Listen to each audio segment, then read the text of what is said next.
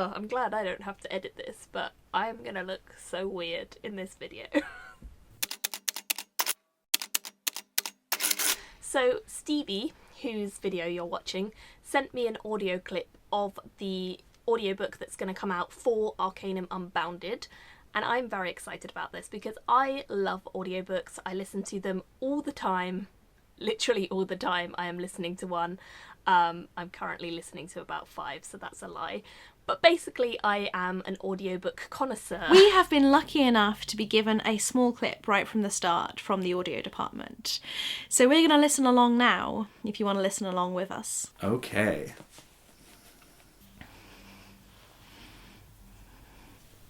Lift, prepared to be awesome. She sprinted across an open field in northern Tashik, a little over a week's travel from Azimir. The place was overgrown with brown grass a foot or so American high. narrator, of course. The occasional trees were tall and twisty, with trunks that looked like they were made of interwoven vines, and branches that pointed upward more than out. They had some official name, but everyone she Lift. knew We know called Lift, them right? drop-deads because of their springy roots. In a storm, they'd fall over flat. And She was just in one of the lie short there. stories in between chapters. Afterward, I they'd think. pop back up, like a rude gesture made at the passing winds. Lift's runs startled a group of axe hinds who had been grazing nearby. The lean creatures leaped away on 4 legs with the 2 front claws pulled in close to the body. Good eating, those beasties. Barely any shell on them. Oh, Lift is the one But who eats for everything. once, She's the slippy Lift girl, right? wasn't in the mood to eat. I should have She reread was on these the books before run. reading Arcanum. Mistress! Windle, her pet Voidbringer, called. He took the shape of a vine, growing along the ground beside her at super-fast speed. Pet matching Voidbringer. her pace. He didn't have a face at the moment, but could speak anyway. Did I hear that right? Pet Unfortunately. Voidbringer? Mistress, he pled. Unfortunately, he could Can't we speak. please just go back? Nope. Lift became awesome. She drew on the Lift stuff became inside awesome. of her. The I wanna stuff do that. made her glow. She slicked the bottom of her feet with it and leaped into a skid. Suddenly the ground I always didn't describe rub Lift to against people as her the at all. slidey one. She slid as if on ice, whipping through the field. Grass startled all around her, curling as it yanked down into stone burrows. That made it bow I love the before her grass that in a pulls way. away. I think that's one of the best She things about zipped along, Stormlight. wind This pushing coral back her reef long kind of black world. hair, tugging at the loose just so overshirt original. She wore atop her tighter I've brown literally read undershirt, no one else who's which ever she created a tucked fantasy into world her like it. loose-cuffed trousers. She slid and felt free, just her and the wind. A little wind spren, like a white ribbon in the air, started to follow her. Then she hit a rock. The stupid rock held firm.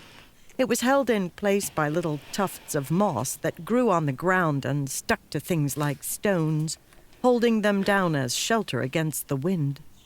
Lift's foot flashed with pain, and she tumbled in the air, then hit the stone ground face first.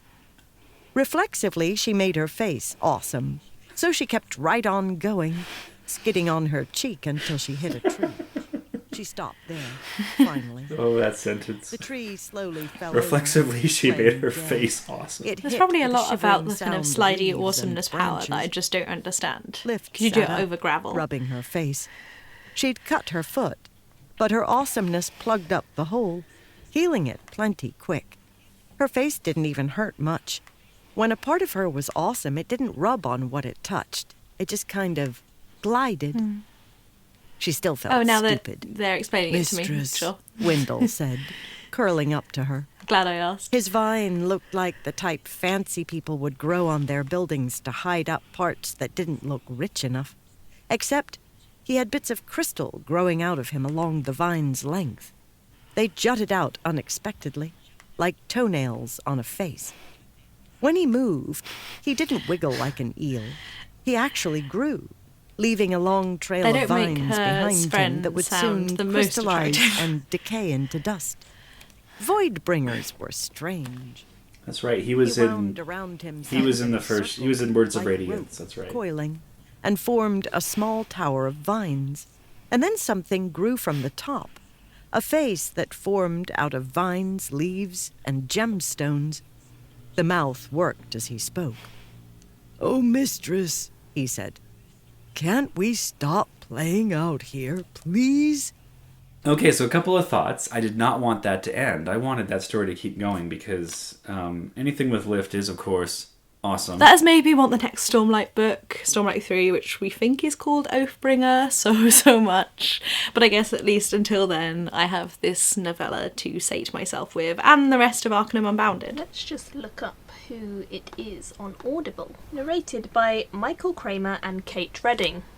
Boom! They are like the audiobook narration couple for epic fantasy. They just seem to always do stuff together and do it very well. This looks to be a fun little story. I wonder so much how Wendell, how he's a void bringer and how that's like okay, or I don't know. I want to know more about that. That mystery is going to be there for a long time. I'm going to read the rest of this story, like, right away. Let me know if you've already read it or are reading along or are planning to. Other than that, I will see you next Monday. Bye.